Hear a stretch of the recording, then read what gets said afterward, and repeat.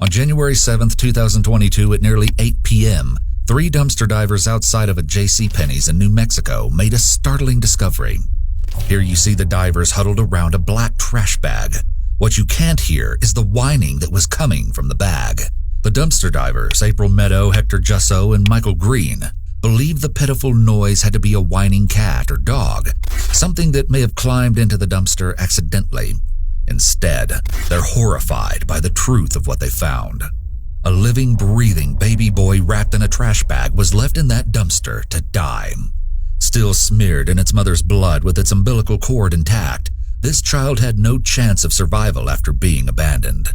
Upon finding the child, April Meadow is seen rushing off camera with the child in her grasp, wiping it off with the towel it was wrapped in. The crew called law enforcement shortly after this, all the while wondering who could do something like this. Hello, 911? Yes, we just found a baby in the trash. We had just found an infant child. Is it breathing? In the goddamn trash. Yes, ma'am. Hello? Hello, yes, ma'am. Can you tell me about the baby? He's still got his umbilical cord, and he's freezing cold, and he's barely, he's drained, he's very, very, very weak. The police were on the scene quickly. The same surveillance footage from roughly 6 hours earlier than when the baby was found shows a white 4-door Volkswagen Jetta pulling into a nearly empty parking lot and stopping in front of a line of 3 large green dumpsters. A woman exits the driver's side door and opens the back passenger door. She then grabs a black bag from the back and casually throws it into the open dumpster on the far right, before hastily getting back into the vehicle and driving away. The entire incident only takes 30 seconds, but the damage has been done. It's too late to take it back. The alleged driver of that car, Alexis Avila, 18, is seen here, waiting for questioning. Brought in only a little while after the baby was recovered from the dumpster, Alexis is seated against the wall, giving her the feeling that she is trapped and has nowhere to go. The following interrogation has been analyzed by a qualified team, including a licensed attorney and former criminal prosecutor, a licensed clinical psychologist, a psychologist trainee, and an individual with a Master of Science in Clinical Psychology. Can I have some toilet paper for my nose? Sorry. Yes, I can. Yeah. Give me just a minute.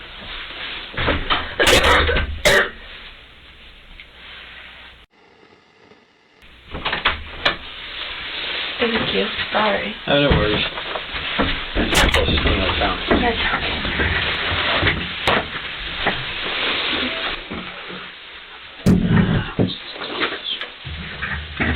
Alright, so my name's Daniel Craig, okay?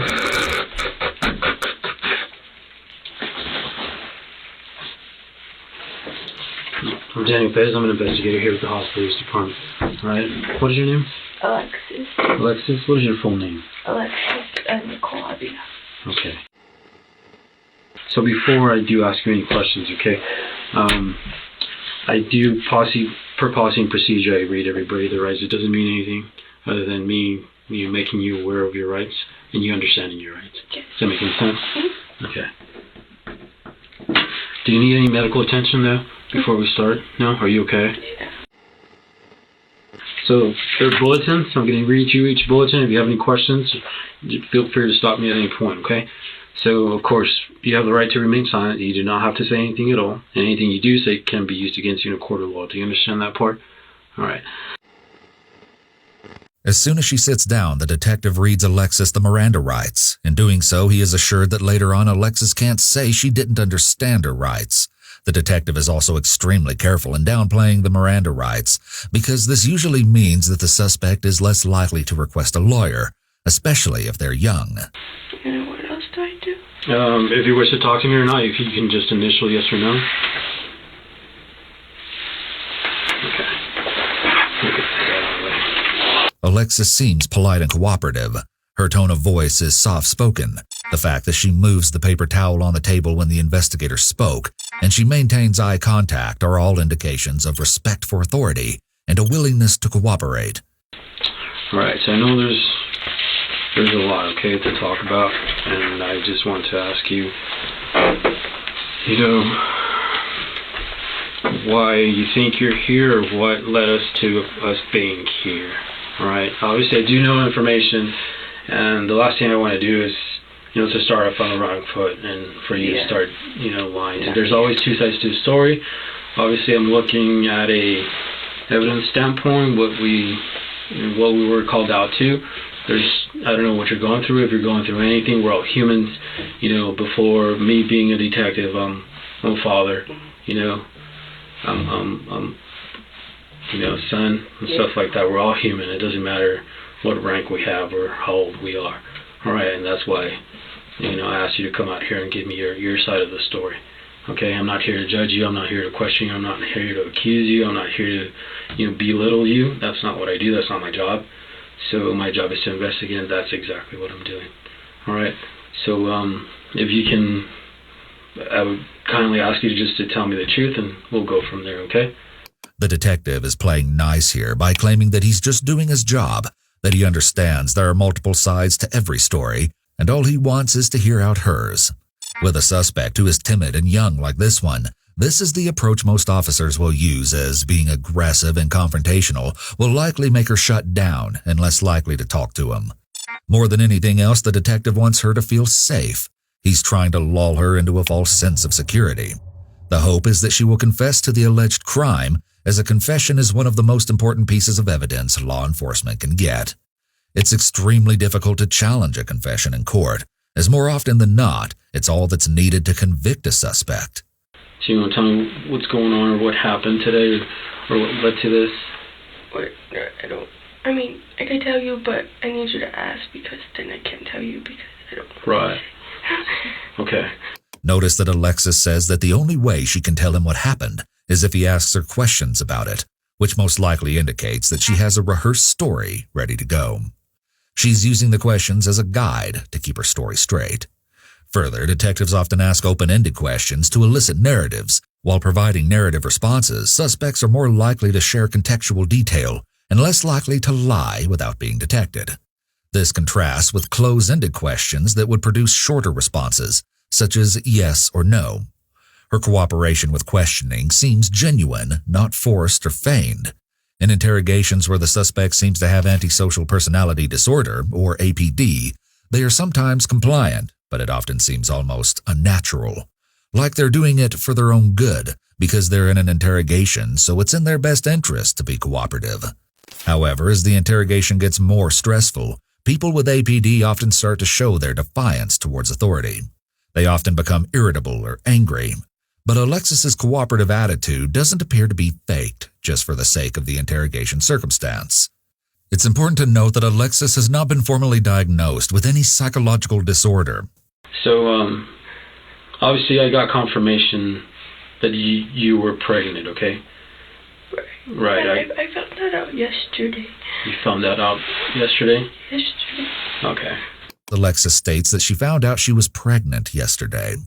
This is a detail the interviewer didn't ask for. When a suspect offers up additional information without being asked, the information given is most likely false. Alexis most likely rehearsed this answer and wants to make sure it's on the record before they move on. So tell me a little bit more about that. What do you like? So how is it that you found out, or how? Well, I've been having back pain really bad, and I got in an accident September of 2021. Okay. 2 years ago. And I just thought that's what it was. And the pain comes and goes, and so I didn't really think anything much of it. And it just kept hurting, and so my mom took me to the ER, and they just said that I had some kind of spray, and I don't even know what kind it was. And they just gave me medicine for it, and it wasn't helping. Okay. But I still didn't think anything much of it. I gave them my urine sample and see if for infection or anything. There was nothing, I guess, I don't know. And then I just kept hurting, and so I went to the clinic, and they did a urine sample, and they told me I was pregnant, and that's when I found out. You said it was yesterday? Yesterday. And where did you go? What clinic? What hospital? The one on Del Paso. Del Paso? Okay, which one? Lee? Yeah, that one. Okay. The one under construction. All right. Who took you? Myself. My parents were at work. Your parents were at work? Yeah. Okay. So I believe your mom said that she had accompanied you, or she took you, or she went with you? No, she didn't. Okay. I went by myself. Alexis sticks with the story that she found out she was pregnant yesterday. She goes so far as to say that she took a urine test at the ER, but nothing came back. This is either false, since a urine test would show a woman is pregnant, or she was in the ER early in her first trimester. Since she said she was in the ER recently, both seem unlikely. The back pain was likely contractions, but it's highly unlikely that she just found out she was pregnant because pregnancy has countless symptoms that would have shown themselves long before actually having to deliver the child. So, as I mentioned to you before anything, I like to speak, with the truth. Obviously, okay, I spoke to some people, and I know that back in March, is when you spoke to some people, and you told them that you were pregnant. So you had prior knowledge, all right? So I'm not going to... Back in March? Right, No, somebody by the name of Walker. Do you know anybody, a friend of yours, a school friend of yours, that I spoke with? And she's the one that told me that you knew that you were pregnant. Walker, I don't know. And that you did not want the child. Walker. Mm-hmm. Her mom is a nurse at the hospital.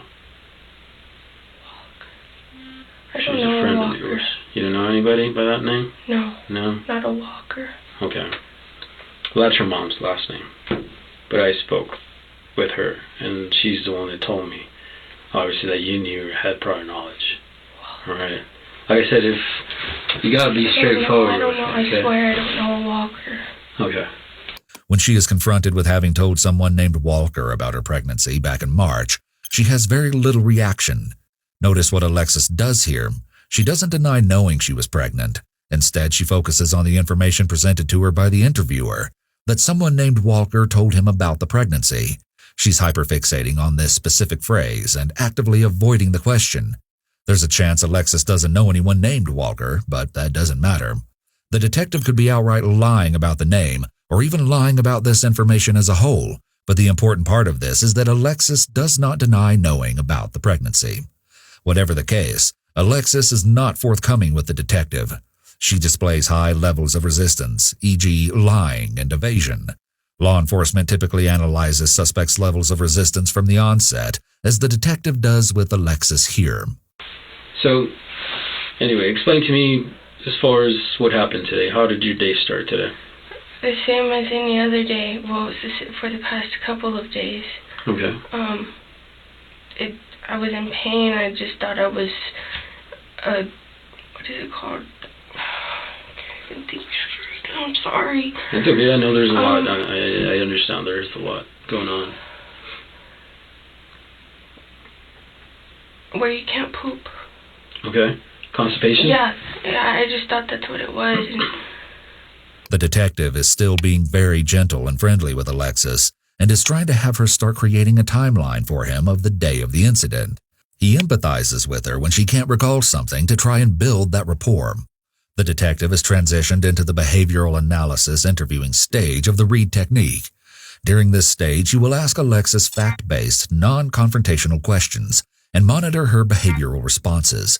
You will compare Alexis's nonverbal responses to these questions to her nonverbal responses to more crime-relevant questions later in the interrogation, to inform a determination on whether she is answering honestly. Okay, literally all day, and I would go to sleep and then go back to the restroom, and go to sleep and go back to the restroom. Mm-hmm. Just the same thing. Okay, so what time did your day start? I couldn't tell you, to be honest. Okay. Alexis continues to stick with her story, at times to disastrous results.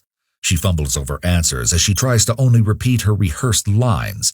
She even throws in a "to be honest" at the end of some of her statements. People will use a qualifier like this in hopes it will make the statement appear more truthful.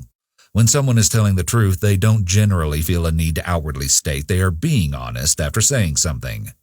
So you don't know what time you woke up, or are you working? Do you go to school? I go to school, but I haven't been to school this week. And I didn't have work today. Okay. Where are you working at? Martinville. Okay. So you haven't been going to school this whole week? No. No? Because you've been sick, or? Yeah. Okay.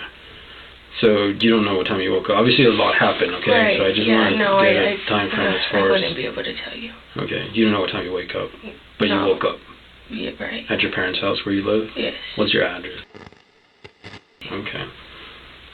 You woke up there. You live with your parents? Right. Okay. What did you do when you woke up?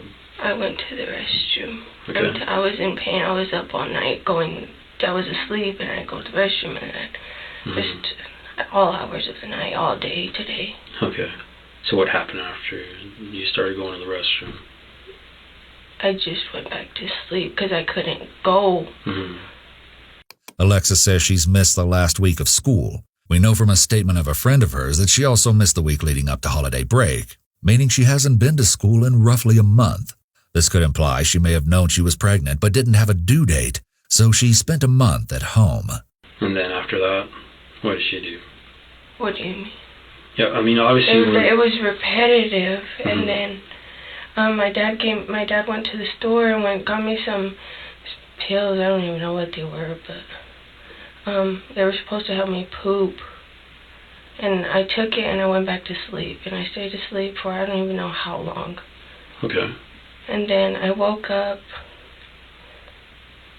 and I just kept trying to use the restroom, and I'd go back to sleep, and it's just repetitive, sir. What happened after that? What do you mean? Alexis keeps asking the detective to explain himself, despite the fact that the questions are simple, as if she's taking time to think so she can stick to her story. Alternatively, she could be getting to the point where she doesn't want to talk about what allegedly happened, possibly because she doesn't have a lie made up to protect her and is trying to delay having to discuss it. Suspects who answer honestly are more likely to provide verifiable details, i.e. details surrounding time and place. Note that Alexis cannot, or is reluctant to, provide these types of details throughout the interrogation. So obviously, I mean, you and I know what happened. I mean, well, yeah, but like I can't tell you if you like. I'm not a very good explanation. Okay. So obviously you gave birth to a child. Right. I'm trying to find out where it happened, how it happened, or what led to that and stuff like that. Alexis quickly glances upwards at the camera for the first time. This is also the point where she is talking about when and where she gave birth. So for the first time in the interrogation, she wasn't being as forthcoming as before. It appears that she had some awareness that this could be incriminating information, and she was more careful with her responses. I went to sleep, and then I woke up and I went to the restroom, and I was just trying, and then it came out, and I thought it was poop, and then it wasn't. Okay. So you were where? And you're at your house? Yeah, I was by myself. You were by yourself? Yes. Okay. I mean, that's not normal, right? Right. Okay, what happened after that? I was in a panic. I didn't know what to do. Okay. I was scared. Okay. What did you do after? I cleaned myself, and I just left it where it was, and I was scared, and I was trying to call my mom, but I couldn't because I was so scared. I think she's gonna hate me. When Alexis recounts giving birth to the child, her voice is shaking and she sounds terrified. There are a few possible things happening here. She sounded particularly frantic when saying she was unable to tell her mother that she had given birth. Even if she has lied during the interrogation, her emotional response here appears to be genuine. She went to great lengths to not only hide her entire pregnancy, but also to hide her delivery. What made you think that? Just because I just turned 18. I haven't been 18 for a month. And I'm the baby. Right. Alexis gives what sounds like a potential motive for what she did when she states her mother will hate her for being pregnant because she just turned 18. This may or may not be true, as Alexis has already displayed her propensity to lie. I understand that's a lot to take, okay, and that's why I'm here, getting your side of the story. You were home alone, or who was No, I was by myself. You were by yourself? Okay, and this happened where? In the restroom? Your restroom? Yeah. You guys have separate restrooms? Yeah. No, there's one restroom. There's one restroom? Okay. What did you do after the fact? What do you mean? What happened? I mean, obviously... Like, I was just cleaning. I was scared. I didn't know what to do. Okay. And I just wrapped it in a towel. Okay. Notice how Alexis only refers to the child as it, and not as anything else, not even as the baby or anything like that. She may be trying to distance herself and could be referring to the baby as it unconsciously. This is also known as distancing language, and it's a common human defense mechanism against potential emotional and psychological injury. Part of this could be that she is completely unable to process the situation and is in denial. She could be in such extreme fear of revealing she was pregnant that she entered into some sort of state of partial disassociation. When someone is experiencing disassociation, they may feel as if an event is happening to someone else, and they are just watching everything unfold.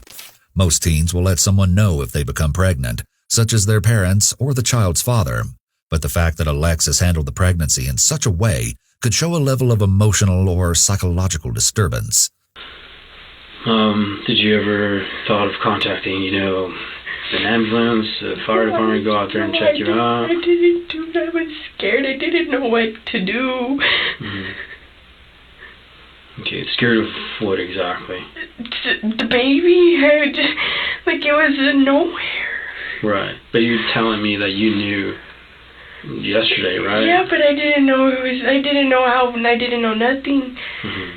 I knew, but I didn't, know it was coming today. Right.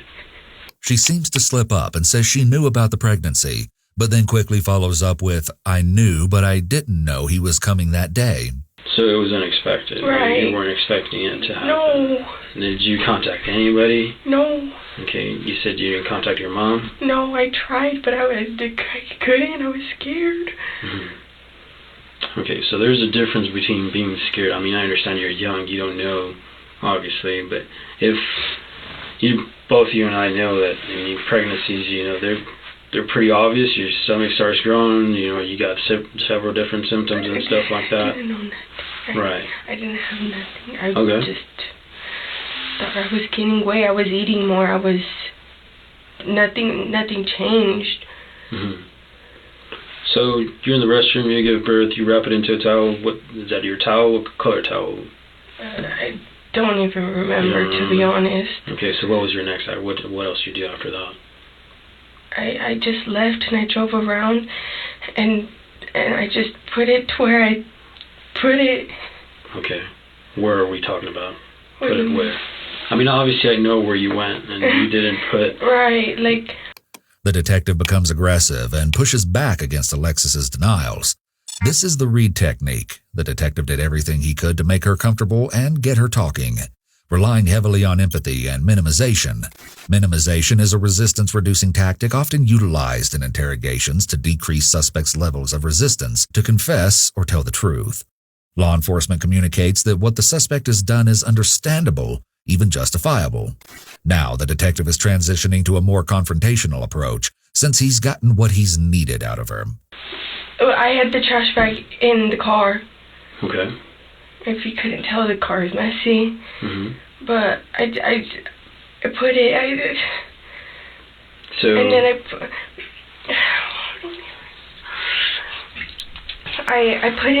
put it in the bag.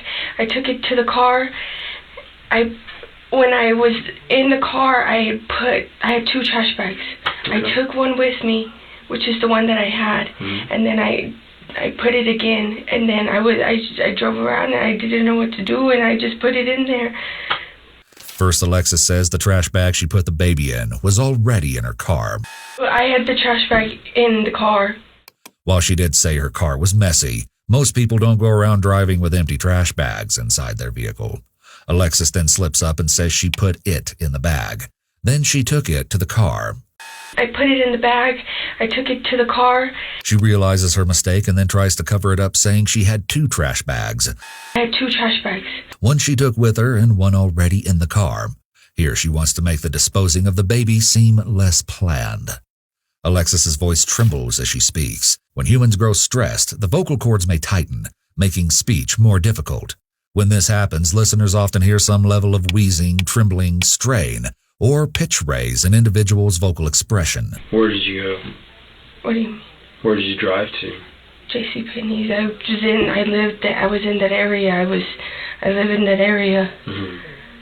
So where did you throw the garbage bag? In the trash. In the trash? Alexis completely avoids using the word dumpster and speaks in very general terms to downplay the horrific actions she allegedly took. Okay, did you lock it up, seal it up? With the hair tie. I'm sorry? With the hair tie. With the hair tie? But I don't even think it stuck because it was broke. Okay. So We're on the verge of breaking. Okay, were you by yourself in the car? I was by myself the whole time. Okay. You never notified anybody? No. Okay. So you grabbed your hair tie and just wrapped it around the bag? Yeah. Both bags? Or? No. Just, well, I guess, yeah. What color was the bag? Black. The black bag. So you put the hair tie around the black bag? Alright. I mean, the like trash in the can. trash, I just put, when I tossed it Was it in a normal trash can? Like one of those that they pick up, the city picks up, or the bigger trash can, or what? The bigger trash can, I mean. Well, what kind of trash can were we talking about? Like There's different. the bigger ones, I guess. Okay. What color was the trash can? Green. Aren't they all green? So you just went and placed it inside or outside, or? Inside. The detective is asking her to describe these events and using a very delicate manner in doing so. He knows she will have a hard time owning up to what she allegedly did, so he stays very calm and casual when asking her specifics about how and where the newborn was discarded. So, obviously, you're 18 years of age. You know right Yeah. from wrong, right? Right. Okay. So, you wrap around a newborn inside a trash In a bag. panic. I just turned 18. Right, It's right. not like I've been 18 forever. Exactly. Alexis says she knows right from wrong, but she continues to try to justify her actions by saying that she was afraid and that she just turned 18. She actually smiles at this point. She emphasizes her age a few times during the interview, possibly to imply that she's barely an adult. She could also be claiming that she allegedly made the decision to abandon the baby in a dumpster because of her young age and lack of knowledge or awareness of what to do. This seems to be her attempt to try to dodge the consequences that she imagines are coming. But you know, I mean, if somebody were to wrap you inside a trash can and put a tie on it, and you're not able to move... Well, the tie was broke. Like, Right. I would be able to stick my hand in there. What do you think would have happened? What do you mean? So what do you think would have happened? You never notified law enforcement, you never called for EMS, you I never... didn't. I'm still in... What do you think was going to happen? I don't know. You don't know what would have happened. Well, I mean, obviously I know, but... And I'm in a panic. There's a baby in front of me. I just... Okay. You never notified your mom? Never. No, you never notified anybody? Nobody. Okay, so... It's not normal behavior from any reasonable person to do what you did. If I'm... What do you mean? It's not... In a panic when I just turned 18? Right. It still isn't, though. We're talking about a baby. Well, I know what you mean, but, like... I get what you mean. Armed with a confession, the detective goes back to being confrontational, but when he asks her what she thought would happen, she essentially shrugs her shoulders, which is yet another point that demonstrates she might not grasp the consequences of her suspected actions. This is what the detective is actively probing for. The detective continues to be harsh and confrontational, and it still never appears to faze Alexis. Okay. Let me take a small break, okay? I'll be right back. Can my mom come in here when you're gone? Well, you're 18, you're of age, okay? So, I know. unless you were a juvenile, then that would change things. But give me just a minute, I'll be right back. So not even while you're out of the room? Let me see what I can do, okay? The detective has what he needs from her, and he appears to be getting upset or angry. By leaving, he's attempting to de-escalate himself. He may also be reaching out to the prosecutor's office to see what else they would like to get from Alexis. Sorry about that, Alexis. Alright, back to where we left off. I appreciate you, telling me what happened and stuff. What did you do after the fact? I know. What time more or less was it? Do you remember? Do you recall? Like 2:15 maybe, somewhere around that time. Okay. Okay, that's when you dropped off the baby? Somewhere, I believe so, yeah. Okay. What did you do after the fact? I drove around, continued to drive around. Continue to drive around? To do what? I don't know, just to clear to figure out what to do. Okay. What else? I mean, where'd you go? Where'd you end up going? What did you do? I ended up going to my house. You ended up going to your house? What did you do after? When I went to my house, I just sat on my bed and I was trying to figure out what I was supposed to do or what to do. At any point, did you make anybody aware of it? No, I was still in shock. Okay, nobody found out, nobody knew about it? Okay. Were your parents back home at the time? You were home alone? Okay. When the detective returns, he is no longer using his confrontational tone. While he was out of the room, he either realized or was told that he needed to obtain more information from her and wants her to continue speaking to him, so he's returning to the positive confrontation technique. Did you seek any medical attention or no? Did you think about, what could have happened or what, could end up happening to the baby? Yeah. Okay. My mom said it was in the book. Is it okay? Okay. They'll be briefing me here as we go, so last I heard the baby's okay. Okay. So this is the first time in the entire interview Alexis gives any indication that she cares about the baby, and the tremble in her voice could be interpreted as an indication of remorse or emotional distress. It could also indicate the presence of relief resulting from knowledge of the possibility of less severe punishment, and she's relieved for her own sake. The fact that not once has she brought up or asked about the condition of the child only further shows she is completely disassociated from the child, whether that be from shock, lack of caring, or something else entirely. Did it ever cross your mind to let anybody know, contact law enforcement, go back? I don't know. The detective is trying to ascertain her state of mind after the fact by asking her what she did after and what she was thinking. This is to get evidence showing she never had a change of heart or tried to help the baby in any way. Alexis again shows no remorse. Okay. I'm still in shock the whole time. When my parents got home, they just didn't tell them I was still in shock. I was just in my room. You're in your room. Okay. Did you ever leave the home afterwards? Did you go anywhere? No. Did you talk to your parents when they got home? Yeah, eventually, but I didn't say anything. Mm-hmm. So your parents had no knowledge? No knowledge, absolutely not. And what if I were to tell you that they did have knowledge? What do you mean? They told me they didn't know about it. What would you say then? How? Because I didn't even know. Okay. You didn't know, but yesterday you found out? I mean, what do you mean? Because I feel like we're talking about two different things, and it's not going well. We're talking about a baby that was thrown in the trash like garbage, right? And it's a human being. That's what we're talking about. My knowledge is when they found out was when the officer showed up at my house. Okay, so I'm talking about the knowledge of you being pregnant, obviously. Oh. At this point, Alexis tries to make it seem like her earlier statements were a big misunderstanding, which could be a deflection technique or defense mechanism to try and cast doubt on her earlier statements. Because I know that you knew back when you found out you were pregnant, and it wasn't yesterday. That's what I know. To God it okay, was. I don't, like I said, I don't go that route, but I know, and I do my investigation prior to even talking to you, and coming out here and interviewing you. Okay, as I told you, I'm not here to judge you. There's two sides to a story, but if you're going to come and tell me that you found out you were pregnant yesterday, and I know that's a lie. Well, sorry. Go ahead. No, go ahead. Then it changes things, because I don't appreciate that. Right. I found out I was pregnant yesterday. Okay. Because I heard it. The doctor showed me. I knew back in whenever, but I didn't know. Does that make sense? Mm-hmm. Like I was like, oh, it's whatever.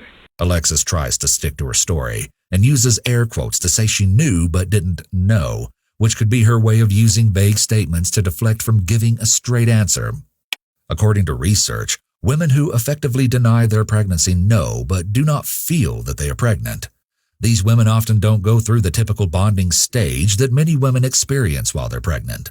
This may explain somewhat why Alexis appears to be focused on herself and why she doesn't show any empathy for the baby. So you knew back when is this? What are we talking about? Back in...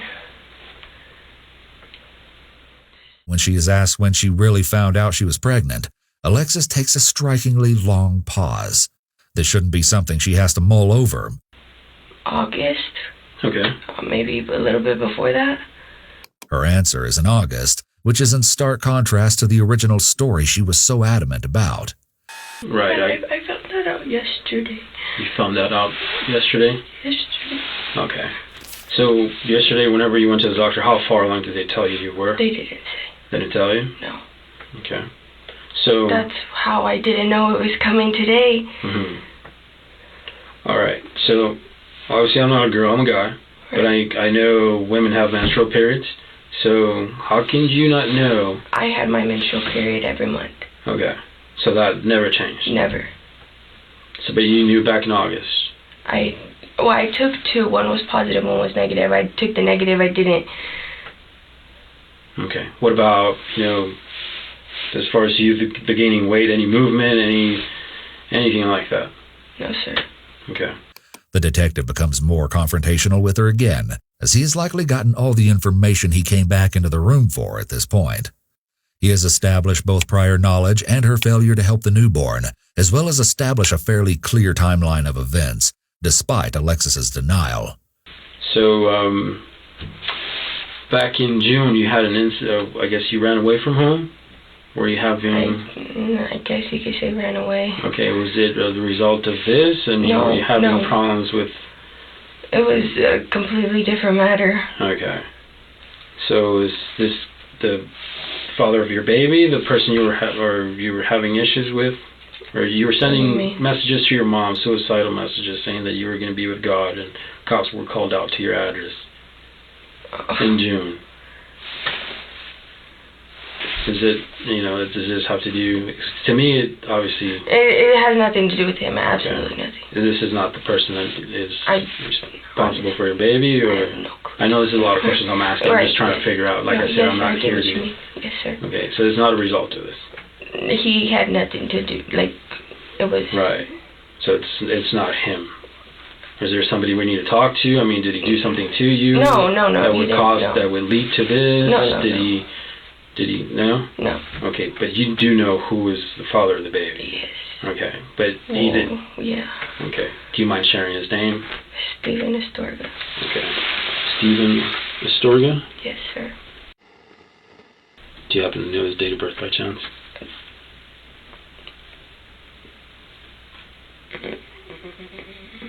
I don't. Sorry. Do you know more or less how old he is? He's 17. Okay. One of those. 16 or 17? Yes. Y'all dated for how long? About a year and a half. Okay. So I'm assuming you met in school? Yes. The detective asks her about the baby's father, 16-year-old 𝘕𝘰𝑚 𝘠𝑟𝑔𝑎, but she has no interest in talking about him either. She had been more open to answering questions earlier, but not anymore. What the detective is doing here is trying to establish alternative motives for Alexis. Do you mind me asking what happened, or what? Did y'all break up? We broke up. We just wasn't working out. Okay. When did y'all break up? When? Mm-hmm. Oh, I don't even remember. You don't remember? More or less? A year ago? About August, I think. Around August? Yeah. Sometime when, the beginning of school. Okay. So you said things weren't working out? Yeah. So obviously if you know enough for you to tell me that he's obviously the father of your child, you should have known when you got pregnant, right? Honestly, not really. Not really. But you're able to tell me who it is, so... he was the only one I've ever been with. A reasonable person would say that you knew when you got pregnant. Not, with all due respect, not necessarily. Because, Okay. I'm just, putting it out there. You gave me information, obviously, but he didn't do anything as far as to lead you to do this? Did he? Nothing? Okay. Alexis essentially gives a vague response. There could be a reason for this. She admits they broke up in August, around the same time she alleges she found out she was pregnant. It's extremely unlikely these two things are unrelated. When asked if the baby's father made her feel a particular way that might have caused her fear, she denied it. Interestingly, a person with antisocial personality disorder often tries to deflect responsibility or blame others, and they will lie and incriminate others if it means absolving themselves. The fact that Alexis didn't try to blame her parents or the baby's father, despite likely knowing that she could be facing serious consequences for what she did, is an indication that she does not have APD. Although it's impossible to determine from an interrogation alone that Alexis suffers from any specific disorder, she exhibits numerous behaviors that could be viewed through a pathological lens. Intense worry, possible delusion, and past suicidal ideation, for example, could all indicate or play a role in a larger diagnosis, such as either two of the most common mental illnesses in the United States, generalized anxiety disorder and depression. Did you just think you would be better off without a child because you're too young? No, Wait, sorry, go backtrack. What do you mean? I'm trying to reason as far as what is in my head? Or I'm trying to reason your actions. That's what I'm trying to find out. Oh. Yeah, a reason behind your actions. I knew I was too young, but I knew I would be able to do, I'm about to graduate school. School's not my worry. I have a stable job. Money's not a worry for me. Okay. So I would be able to, if the baby's okay, I want it. Okay. And what if I told you the baby was dead? What would change then? Nothing. In a surprise, out of nowhere, Alexis says that if the baby is healthy and okay, then she wants it back. It's possible that Alexis felt like she could fix or undo what she did by saying that now she would take the baby. This statement may have just been made as a last-ditch effort to make herself look better to the detective, but it doesn't work. And again, I'm going to ask you, do you need any medical? I know you gave birth, obviously. It's not something normal. It's not something you do every day. Do you need us to call an ambulance out here? My word is your well-being. Yeah, no, I know it's, I don't feel the need, but you're 18 years of age. Right. If anything, you can at least get checked out. It's up to you. Would my mom be able to take me? Yeah, that's completely up to you. I'm just asking you right now if you need somebody to come check you out. Well, I prefer not here. Okay. But so maybe my mom could take me somewhere. Okay. Perfect. Let me just take one last break and I'll be right back, okay? And my mom still can't come in here? Like I said, you're not in here. Alright, I understand. Let me go talk to her.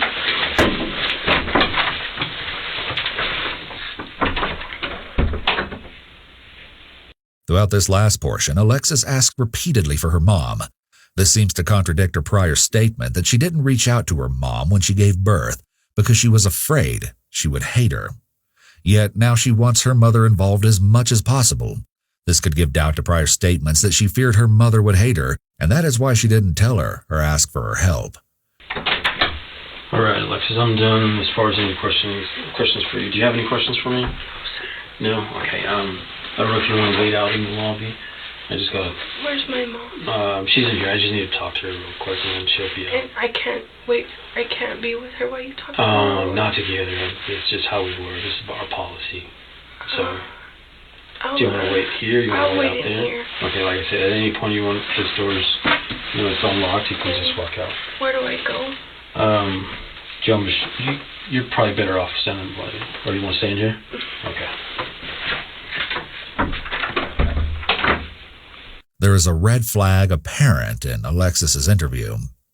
It was mentioned by the investigator that there was record of her running away from home in June of last year.